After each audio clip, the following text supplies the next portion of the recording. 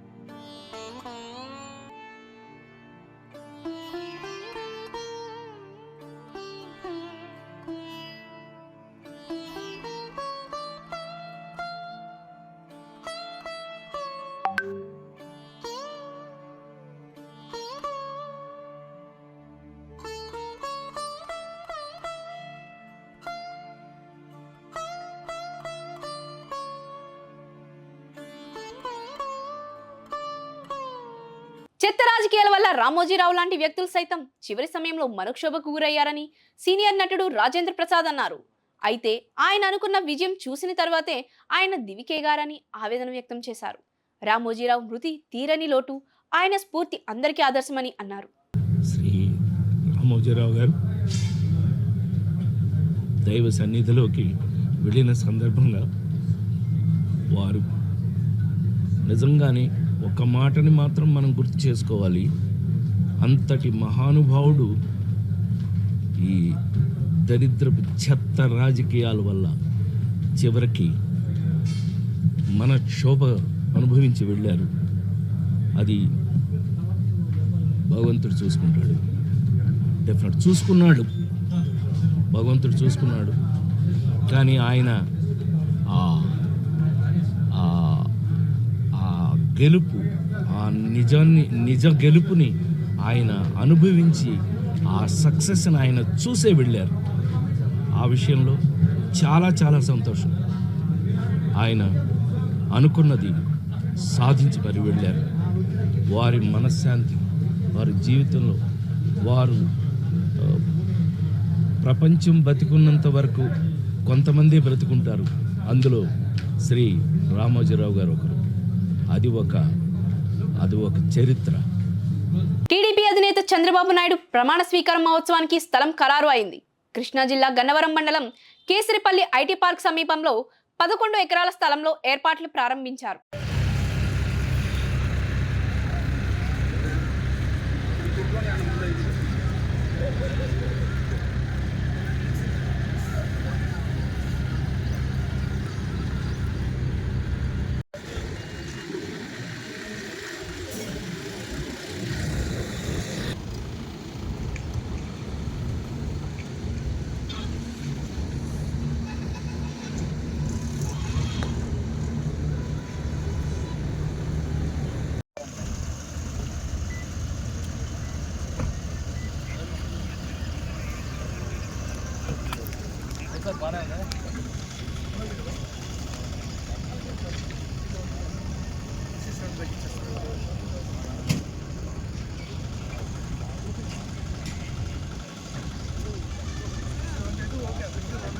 కాకినాడ జిల్లా పిఠాపురం మాజీ ఎమ్మెల్యే వర్మపై జనసేన నాయకులు జన సైనికులు దాడి చేశారు. గొల్లప్రోలు మండలం వన్నెపూడి గ్రామంలో ఈ ఘటన చోటు చేసుకుంది. ఈ దాడిలో వర్మ కారు పూర్తిగా ధ్వంసమైంది. అయితే ఈ ఘటన ఎందుకు చోటు చేసుకుందో పూర్తి వివరాలు తెలియాల్సి ఉంది. వర్మపై దాడిని టీడీపీ నేతలు ఖండిస్తున్నారు. వర్మ త్యాగాన్ని స్వయాన జనసేన పార్టీ అధినేత పవన్ కళ్యాణ్ కొనియాడుతున్న తరుణంలో ఈ ఘటన అందరినీ ఆశ్చర్యానికి గురి చేసింది.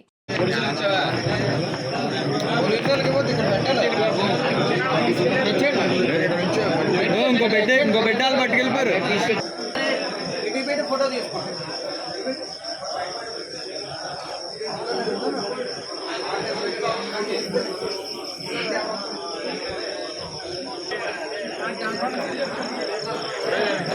చెప్పాను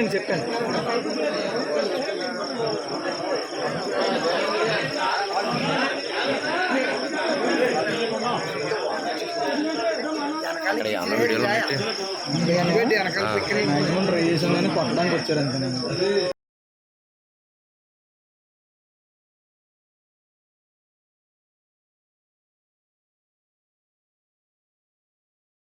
కార్యకర్తలకు ప్రజాప్రతినిధులకు సముచిత స్థానం ఇవ్వకపోవడమే పార్టీ అధినేత జగన్ చేసిన తప్పు అని, ఇదే ఎన్నికల్లో పార్టీ పరాభవానికి కారణంగా కనిపిస్తుందని మాజీ మంత్రి కొట్టు సత్యనారాయణ అన్నారు. సార్వత్రిక ఎన్నికల్లో వైసీపీ పరాజయంపై శనివారం తాడేపల్లిగూడెం పార్టీ కార్యాలయంలో కార్యకర్తలతో సమీక్ష నిర్వహించారు. ఐపాక్ సంస్థ ఒక పనికిమాలిన సంస్థ అని అన్నారు. దానికి ఇవాళ ఓపెన్గా బాహాటంగా చెప్పుకోవాల్సి వస్తే ముఖ్యమంత్రి గారు జగన్మోహన్ రెడ్డి గారు ముఖ్యమంత్రి మనసున్న మహారాజు, పేద ప్రజలకి న్యాయం చేయాలన్న ఆలోచన ఉన్నవాడు, భగవంతుడి మీద విశ్వాసం ఉన్నవాడు.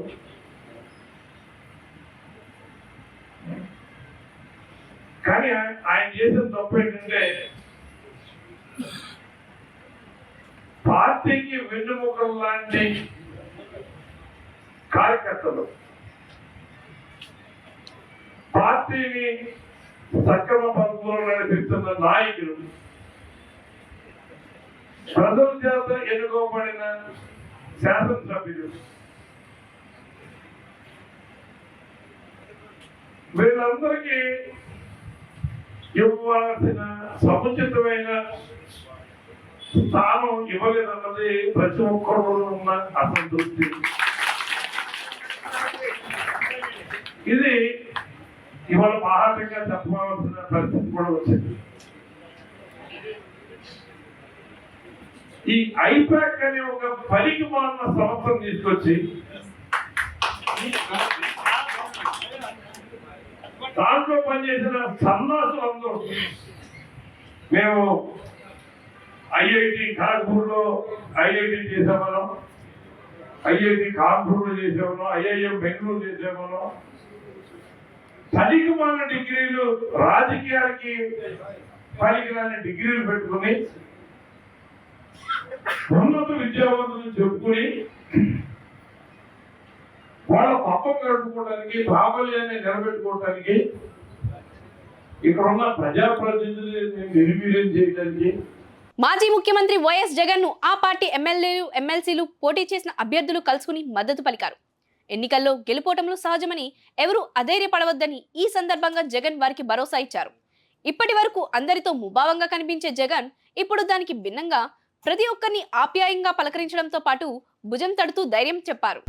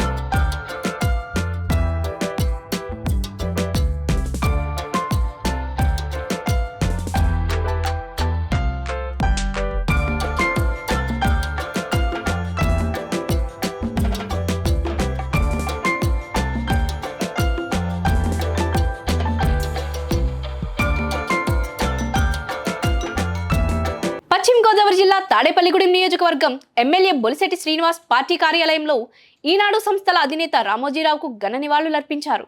శ్రీనివాస్ మాట్లాడుతూ, మనిషి జీవించినంత కాలంలో ఏం సాధించాము, ఏ మంచి పనులు చేశాము, ఎంతమందికి మంచి చేశావును మాత్రమే గుర్తుండిపోయేలా రామోజీరావు గారు పనిచేశారని, చిన్న స్థాయి నుంచి ఈనాడు పత్రిక, టీవీ ద్వారా అనేక వేల మందికి ఉపాధి కల్పిస్తూ అనేక మంది జీవితాల్లో వెలుగులు చూపించిన మహానేతగా రామోజీరావు గారు ఉన్నారని, అటువంటి ఆయనను కూడా గత ప్రభుత్వం ఎన్నో ఇబ్బందులు గురి చేసిందని, ఆయన మరణానికి కారణమైనట్టుగా భావిస్తున్నారు.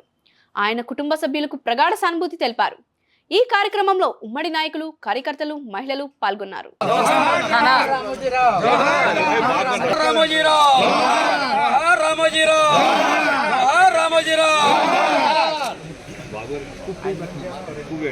ఎందుకంటే ఈనాడు సంస్థల అధినేత రామోజీరావు గారు వార్తల్లో సంచలనం, పత్రికలో సంచలనం, నిజాలు నిర్భయంగా రాసేటువంటి ఒక దిగ్గజం ఈరోజు మన మధ్య లేదు అంటే చాలా దిగ్భ్రాంతి కలిగించింది. ఎందుకంటే ఆయన చాలా మందికి బుల్లి తెర మీద కూడా జీవితాన్ని ఇచ్చే సందర్భం మనకు తెలుసు. మనిషి పుట్టేదంటే ఆయన వల్ల ఎంతమంది బతుకుతున్నారు అనేది ఆ యొక్క మనిషి యొక్క గుర్తుని మనం ఉంచుకునే అవకాశం ఉంటుంది. వాళ్ళు ఎంతో మందిని పాఠకులను కానీ, ఎంతో మందిని గాయకులను కానీ, గాయనీమణులు కానీ, ఇంకా మరి జబర్దస్తిలో చిన్న చిన్న యాంకర్లు అందరినీ కూడా పరిచయం చేసి వాళ్ళందరినీ ఒక వెలుగులో తీసుకొచ్చినటువంటి వ్యక్తి మహానుభావుడు రామోజీరావు గారు. మరి ఆ రకంగా ఎన్నో కుటుంబాలను ఆదుకున్న వ్యక్తి, ఎంతో మంది ఎంప్లాయ్మెంట్ ఇచ్చి ఒక సంస్థలు నిర్మించి అలాంటి వ్యక్తిని కూడా మరి జగన్మోహన్ రెడ్డి గారు ఆయన శోభకు గురి చేసి ఆయన ఇంత త్వరగా ఆయన మరి కోలుకోలేకుండా అయిపోయిందంటే ఈయన మామూలుగా ఈయన అరెస్టులు చేయించామని చెప్పి స్ట్రిక్ట్ వేసి అన్నెసరీగా ఆయన ఇబ్బంది పెట్టిన సందర్భాలు మనందరికి తెలుసు. మరి ఆ ఒత్తిడికి తట్టుకునే వయసు కాదు కాబట్టి ఆయన మన మధ్యలో లేకుండా పోయారని కూడా నేను అభిప్రాయపడుతూ ఉన్నా. కాబట్టి వయసు అనేది సహజం, మనిషి పుట్టిన తర్వాత పోవడం సహజం. కానీ మధ్యలో మనం ఏం చేసామన్నది మనం కౌంట్ చేసుకుంటే ఎంతో మంది జీవితాలు ఉంటాయి మన మధ్యలో. ఆ జీవితాలను ఇచ్చిన వ్యక్తి రామోజీరావు గారుగా ఆయన మన మధ్యలో లేకపోయినప్పుడు కూడా ఆయన ఆత్మకు శాంతి కలగాలని చెప్పి ఆయన కుటుంబానికి మనందరూ కలిసి ధైర్యాన్ని ఇవ్వాలి అని చెప్పి కోరుకుంటూ మరి ఈ విషయాన్ని మరి మన అందరూ కూడా మరొకసారి ఎన్నాళ్ళు ఉన్నా కానీ ఎన్నో జీవితాలు ఇచ్చిన వ్యక్తిని మనం ఎప్పుడూ మరవకుండా ఆయన ఎప్పుడు మనందరూ గత స్మృతుల్లో నిలిచిపోయే వ్యక్తిగా ఆయన మన మధ్య లేకపోయినప్పుడు కూడా ఎప్పుడూ ఉన్నట్టుగానే భావించేటువంటి పనులు ఆయన చేశారు. కాబట్టి అది అంటే ముఖ్యంగా ఎంప్లాయ్మెంట్ మనం ఎంతమంది జీవితాలు ఇచ్చారనేది వాళ్ళందరూ కూడా ఈ రోజు చాలా బాధపడుతూ ఉంటారు. ఏంటంటే మనం పోయినా కానీ మన గురించి 10 మంది చెప్పుకునే విధంగా ఉండాలని చెప్పి మరి ఈ రోజు ఆయన ఒక మార్గదర్శిగా నిలబడినందుకు మరి ఆయన కూడా నా ఉదయపూర్వక మరి నివాళులు అర్పిస్తా ఉన్నాను. Thank you. హిందూపురం ఎమ్మెల్యేగా హ్యాట్రిక్ విజయం సాధించిన నందమూరి బాలకృష్ణకు అభిమానులు వినూతంగా శుభాకాంక్షలు తెలిపారు. పొట్టేళ్ల తలలతో దండ కట్టి బాలయ్య ఫ్లెక్సీకి వేశారు. ఆయన అభిమానులు కార్యకర్తలు పలువురు వేడుకలు చేసి అభిమానాన్ని చాటుకున్నారు.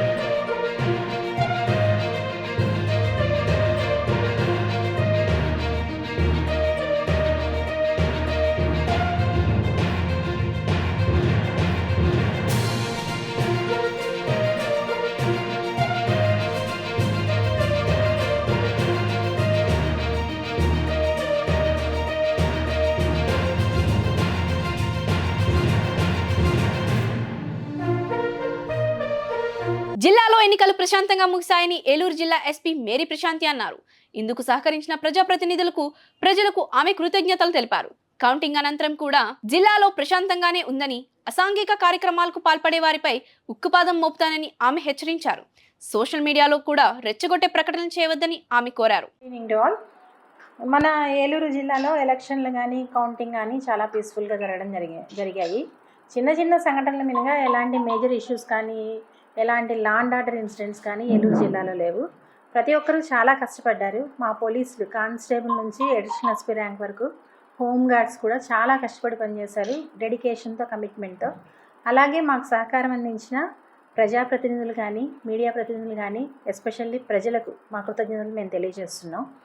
అలాగే కౌంటింగ్ తర్వాత కూడా ఏమన్నా ఇన్సిడెంట్స్ జరుగుతాయేమో, ఎందుకంటే భావోద్వేగాలు చాలా ఎక్కువగా ఉంటాయి. ఈ సమయంలో ప్రాపర్ ప్రికాషన్స్ తీసుకోమని డీజీపీ గారి ఆదేశాల మేరకు ప్రతి చోట మనం పికెట్స్ ఏర్పాటు చేయడం జరిగింది సెన్సిటివ్ ప్లేసెస్లో.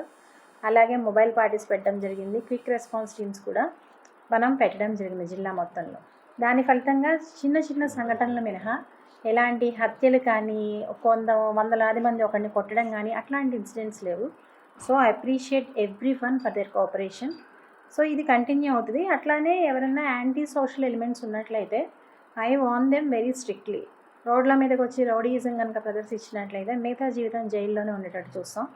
అలాగే రౌడీ షీట్లు ఓపెన్ చేస్తాం, వాళ్ళ మీద కఠిన నిఘా పెడతాం, చర్యలు తీసుకున్నాం. కాబట్టి ప్రతి ఒక్కరికి మా విన్నపం ఏమిటి అంటే, ఇప్పటి వరకు మీరందరూ కూడా మీ భావోద్వేగాలని అదుపులో పెట్టుకున్నారు.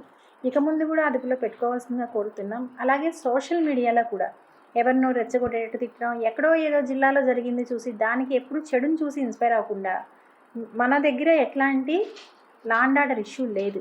ఏలూరులో కొత్తగా law and order issue create చేసే ప్రయత్నం చేసే వాళ్ళ మీద స్ట్రింజెంట్ యాక్షన్ తీసుకోవడం జరుగుతుంది. కేసులు పెట్టి జైలుకి పంపించడం జరుగుతుంది. అవసరమైతే రౌడీ షీట్లు కూడా ఓపెన్ చేయడం జరుగుతుంది. ఎస్పెషల్లీ యంగ్స్టర్స్కి మై రిక్వెస్ట్ ఈస్, ప్రభుత్వం అధికారం పార్టీలు మారుతూ ఉంటాయి, కొత్త ప్రభుత్వాలు వస్తూ ఉంటాయి, మన అభిమాన నాయకులు ఓడిపోతూ ఉంటారు, అభిమాన పార్టీలు ఓడిపోతూ ఉంటాయి. అదంతా సహజం, ఒక నార్మల్ ప్రాసెస్. దాన్ని ఆ ప్రాసెస్ లాగానే చూడాలి తప్ప వ్యక్తిగతంగా ఇన్వాల్వ్ అవ్వడం, ప్రజాప్రతినిధుల్ని వ్యక్తిగత దూషణలకు దిగడం, సోషల్ మీడియా ప్లాట్ఫామ్ మీదుగా సోషల్ మీడియా వేదికగా వ్యక్తిగత దూషణలకు అబ్యూజివ్ పోస్టులు పెట్టినట్లయితే తీవ్ర చర్యలు వాళ్ళ మీద తీసుకోవడం జరుగుతుంది. ప్రతి ఒక్కరూ పోలీసులు సహకరించవలసిందిగా కోరుతున్నాను. Thank you. అధికారంలో ఉన్నప్పుడు హవా సాధించిన అధికారులు, నేతలు ఇప్పుడు ఆందోళన చెందుతున్నారు. 5 సంవత్సరాలుగా బాధలు అనుభవించిన అప్పటి ప్రతిపక్ష పార్టీల కార్యకర్తలు నేడు తమ ఆగ్రహాన్ని చూపుతున్నారు. కృష్ణా జిల్లాలో కొడాలి నాని, వల్లభనేని వంశీలపై దాడులు నిర్వహించిన సంఘటన మరొక ముందే తాజాగా తిరుపతి ఎస్వి యూనివర్సిటీపై టీడీపీ కార్యకర్తలు తమ ఆగ్రహాన్ని చూపారు. వైఎస్ ఛాన్సలర్ శ్రీకాంత్ రెడ్డిపై తమ ఆగ్రహాన్ని వెలిబుచ్చడంతో ఆయన కార్యాలయం నుంచి వెళ్లిపోయారు.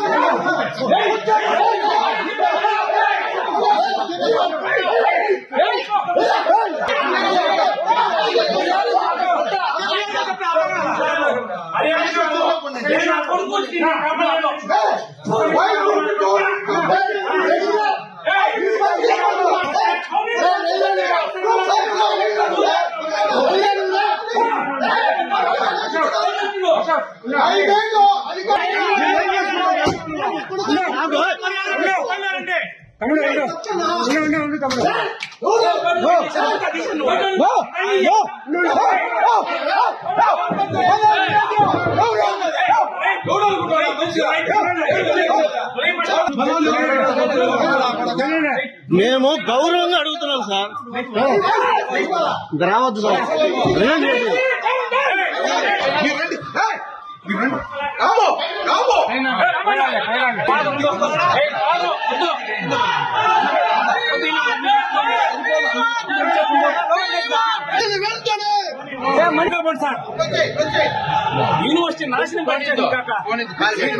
వార్తలు ముగించే ముందు హెడ్లైన్స్ మరోసారి. మీడియా మొగల్ రామోజీ అస్తమయం, శోకసంద్రంలో అభిమానులు. అక్షర యోధునికి ఘన నివాళులు అర్పించిన టీడీపీ అధినేత చంద్రబాబు. ఐపాక్ పనికిమాలిన సంస్థ, మాజీ ఉప ముఖ్యమంత్రి కొట్టు ధ్వజం. ఈ వార్తలు ఇంతటితో సమాప్తం. నమస్కారం. తిరిగి రేపటి బులెటిన్లో మళ్ళీ కలుద్దాం.